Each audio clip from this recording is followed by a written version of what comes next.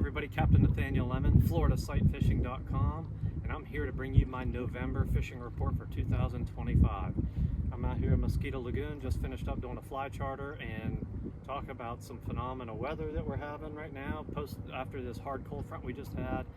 But I'm also going to talk to you about how great the fishing has been this fall. If you fished with me before, I've told you in the past about how good our fishing has turned in, or how good our fishing has gotten again in September, October, November down here in Mosquito Lagoon and the Indian River Lagoon, and this year was no exception.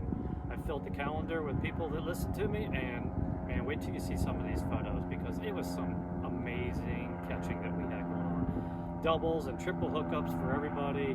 We had a month stretch where we averaged over 20 redfish every trip, so it's kind of hard to get away from doing something that produces 20 redfish a day. All right, but things are starting to change up now. You can see some beautiful weather over my shoulder right now, or in the sky. We're about 2 days after we just had a really hard cold snap. We had a couple days in the 30s, so the fish are kind of readjusting to a new pattern with lower water, colder water, cleaner water. So everything's kind of transitioning right now, and that'll be the case for the next month until we get into winter. But we're still in a really good pattern. I mean, the bite is really good, and we're catching a ton of fish. So if that's of interest to you, catching a lot of fish, man, you need to be here right now, or be here in the fall, because it's happening. So I'm going to jump right into it and show you some of the pictures, or talk to you about some of the people that I've had on the boat in the last, month and a half or so. Here's some new clients that joined me for a day. They actually had a really calm day, and we actually prefer more wind in the fall, but these guys had a really calm day, so we shifted gears and found a huge school of redfish, and it produced multiple double hookups like these ones. These are all upper slot fish. Here's another client of mine. He actually fished with me with his girlfriend earlier in the year, came back for another trip, specifically wanted to go to the grass flats in the lagoon, and I think, if I remember right, I think this was a 20 plus redfish day. So here's a double that they had on that trip. Here's another client. He actually fished with me last year. We did some big 40-inch redfish. He wanted to bring his son out for a trip and just kind of like really get into some action. I said, man, this is the perfect time. So here's a photo from that trip with his son, and that was another 15 redfish day and half a dozen trout, over 20 fish caught that day. These were some new clients. It was crappy weather, spit and rain, windy, cloudy.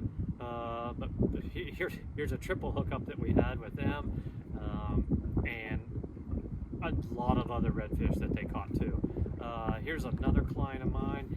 He wanted to bring he lives in the Orlando area. He wanted to bring one of his clients out. I said, you're hitting at the right time, should be a good day. Here's a double that they had, and this was, I believe, a 25 redfish day. A lot of fish and some trout mixed in. This was another client here, local client. In small world, I actually met his friend that he brought, met him 20 years ago and did some work with him. So it's amazing to see, small world, and see him back out. I said, yeah, you guys are hitting at the right time. We should have a good day. I think they caught close to 30 fish that day. So here's a picture of the double that they had. Here's another client. He usually fishes with me about once a year, and came back this fall, squeezed in a day with me, brought his friend out, and said, man, the windier, the nastier the weather, the better the weather is, or nastier the weather is, the better the bite. So here's a photo from their trip, a double that they had, and we had at least 15 to 20 redfish on their trip too. I mean, it was like everywhere we went was fish to be caught. This is a trip I did. I actually donated a gift certificate to a local charity event. They won the gift certificate in a raffle. We've been trying to get the trip organized and put together, and then they finally were able to get out here for a day, and the weather was miserable. It was cold, it was rainy, it was windy. In fact, we quit after 2.5 hours because we'd caught nearly 20 fish, and they said, we're good enough. We've caught so many, we can call it a day. Another new client, they were actually in town from up north, but they come down, we're in Florida to do work for a month, wanted to squeeze in a fishing trip. I told them the same thing, great time to be here. We went out, another double-digit redfish day. So here's a picture of the double that they caught with me. Actually, this is the client I just finished up the trip with today, and it was a fly fishing only trip. Today he got some redfish, a bunch of trout, and a couple snook on fly. The last trip we did last month, the water was super high. we played with some tarpon for a little bit, and then we found a big school of redfish, and he was able to catch this one on the fly. Here's another fly angler from great state of Washington. Came down to spend 2 days with me. The first day we did a mix of fly fishing and live bait with his wife. So here's a picture of a redfish that he caught on the fly rod, and then we caught several others using live bait. The next trip that we had, the weather was absolutely miserable. I mean, it was cold. The water had flooded through the islands. I mean, not very pleasant conditions to fish in. Several trout, a couple big snook, around 30 inches, and maybe 10 to 15 redfish. So it turned into a great trip with some really nasty weather. Who else? One of my clients from Central Florida area that fishes with me every month. We fished up in the new Smyrna Beach area on this trip because we were looking for snook and really couldn't find a lot. It was actually a slow bite until the last spot I stopped. It was snook bite after snook bite after snook bite. So here's a snook that he got with me on that trip. Another one of my clients that lives in Central Florida, he also was like, man, are the fish biting? I said, yeah, dude, let's go do it. So him and his wife joined me for a trip. The weather was pretty nasty for a little bit. I said, man, like I told everybody, the windier the better. We ended up setting up on a couple islands and another 15 plus redfish days. So here's a picture from his trip with his wife. Another new client, he wanted to bring his dad out. This was actually before we had a lot of flooding rain, 20 inches of rain in like 3 weeks earlier in the fall. Right before that happened, he brought his dad out for a trip out here, and he wanted to get into some tailing reds. We found them. I mean, it was just tails as far as we could see. So here's one that that they sight cast on this trip with him and his dad. I'm trying to think. This was actually. I'll talk about the trout in a second. Who else? Here's a trip I did. I do this trip with. I fish with her and one of her boys fairly regularly, once every couple months at least. So it was the youngest son's turn to come out this time. 15 plus redfish, several trout. I mean, we were reeling them in all day long, but he got the most unique fish of the year, or not the most unique fish of the year, but the most unique redfish in a while. I usually catch one or two like this in a year, and it's a no spot redfish. Normally a redfish has one spot on each side of his tail. This one has none. And I get one or two of those a year, and what's interestingly enough, you'll see it in the next report, his dad actually came out 2 weeks later with a friend, and he caught a no spot redfish too. So maybe it's something in the elder family. They're catching all the no spot redfish this year. So that covers redfish, and nothing's really going to change on redfish. This is the time of the year we're in the shallows every day.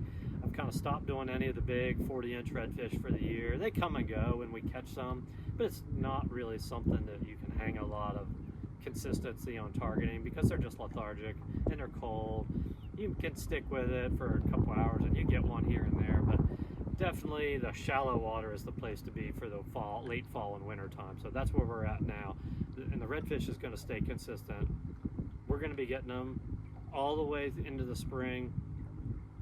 It's still singles of fish right now, scattered on shorelines in small groups. As this water continues to drop and it gets colder and cleaner, we're going to see huge schools of fish this winter because the number of redfish that we saw this year was amazing. So that's really going to lend itself to some really good fishing this winter time with huge schools of 200, 300, 400 redfish up in shallow water. So if that's something that interests you, sight casting big schools of fish, definitely you want to be with me January, February, and into March because that's when that really gets rocking pretty good. Trout are also going to be another option for us, and here's a photo from a trout that we recently caught on mullet, 5 to 6 pound trout. I'm really, since we've had this cold weather, I'm really starting to see some big trout creeping up in the shallows again. In fact, one spot, it's had multiple fish over 8 pounds, which is great to see. You know, we really want to start seeing those big trout again in shallow water. So it's gotten cold enough now, they're starting to come up there. It should be a good bite on them. We focus more on size than we do numbers this time of the year. Although, I mean, on the fly trip we just did, we caught 8 or 9 trout on fly today, but most of them were, you know, smaller fish. But this is the time of the year where I tend to focus more on the bigger ones because we got a chance this time of the year to, you know, catch some 8, 9, hopefully upwards of 10 plus pound trout. It's usually a live bait affair. They're super spooky. They're up in shallow water. They know where we're at as we get close to them. So we tend to spend more more time fishing these with live bait. But big trout, if that's something on your to-do list, you know, winter time, we see a lot of them. We don't catch a lot of them, but we do tend to find some pretty big ones this time of year. Next option for the winter time is snook. We're already starting to see the snook now, starting to school up in big numbers. We'll find schools in the wintertime of 200-300 snook.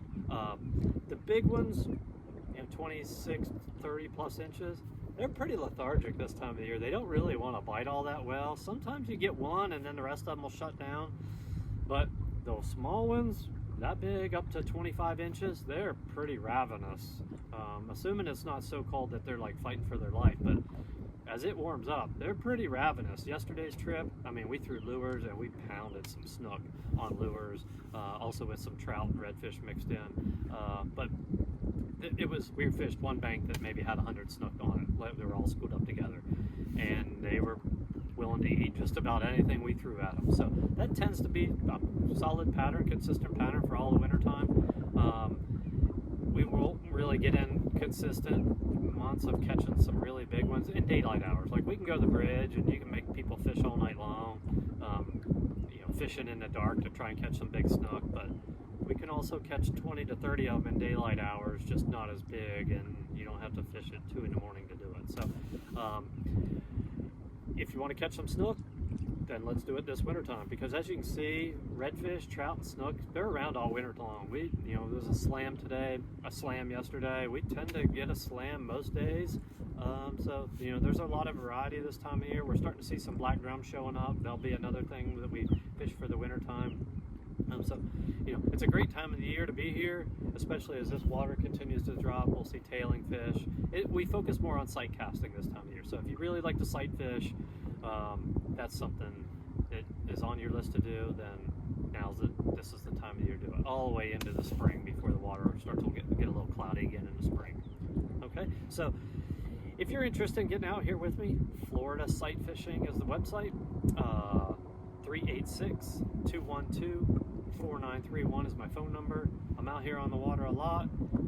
If I don't pick up my phone, you're more than welcome to send me text messages. I can respond to those way faster than I do email. Emails I get to about once or twice a day. So send me a text message, send me an email, captain@floridasightfishing.com, 386-212-4931. Phone call, text message. But let's get out here and do it, because it's a great time of the year. We have no bad months. So when the weather gets crappy up north and it's all snow and everybody's cold, while we still have some cold weather, like as evidenced by the 2 mornings at 35 degrees this week, with highs, you know, around 50 degrees, we do get cold weather, but we don't have to fight the snow and the ice up north. So shoot on down to Florida. Let's get out here in the lagoons, fish some shallow water this winter, show you some schools of fish, and let's do some sight fishing. All right, so it's a great time of the year. Look forward to fishing with you. If you like the video, definitely give me a thumbs up. Subscribe to my channel. I try to do these once a month. Share them with your friends. But look forward to fishing with you soon. Until then, tight lines.